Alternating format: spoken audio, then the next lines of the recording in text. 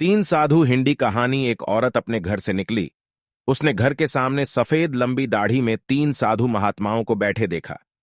वह उन्हें पहचान नहीं पाई। उसने कहा, मैं आप लोगों को नहीं पहचानती, बताइए क्या काम है। हमें भोजन करना है, साधुओं ने बोला। ठीक है, कृपया मेरे घर में पधारिए और भोजन ग्रहण कीजिए। क्या तुम्हारा पति घर में है? एक साधु ने प्रश्न किया। नहीं, वह कुछ देर के लिए बाहर गए हैं, औरत ने उत्तर दिया। तब हम अंदर नहीं आ सकते, तीनों एक साथ बोले। थोड़ी देर में पति घर वापस आ गया। उसे साधुओं के बारे में पता चला तो उसने तुरंत अपनी पत्नी से उन्हें पुण्य आमंत्रित करने के लिए कहा। औरत ने ऐसा ही किया। वह साधुओं के समक्ष गई और बोली, जी, अब मेरे पति वापस आ गए हैं, कृपया आप लोग घर में प्रवेश करिए। हम किसी घर में एक साथ प्रवेश नहीं करते, साधुओं ने स्त्री को बताया। ऐसा क्यों है? औरत ने अचरज से पूछा। जवाब में मध्य में खड़े साधु ने बोला, पुत्री, मेरी दाईं तरफ खड़े साधु का नाम धन और बाईं तरफ खड़े साधु का नाम सफलता है और मेरा नाम प्रेम है। अब जाओ और अपने पति से विचार विमर्श करके बताओ कि तुम हम तीनों में से किसे बुलाना चाहती हो।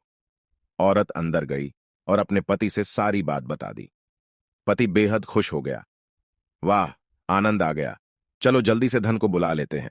उसके आने से हमारा घर धन दौलत से भर जाएगा और फिर कभी पैसों की कमी नहीं होगी।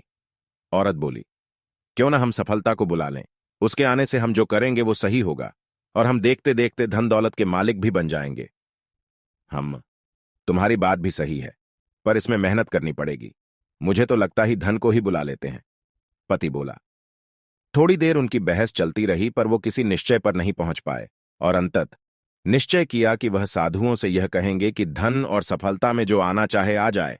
औरत झट से बाहर गई और उसने यह आग्रह साधुओं के सामने दोहरा दिया। उसकी बात सुनकर साधुओं ने एक दूसरे की तरफ देखा और बिना कुछ कहे घर से दूर जाने लगे।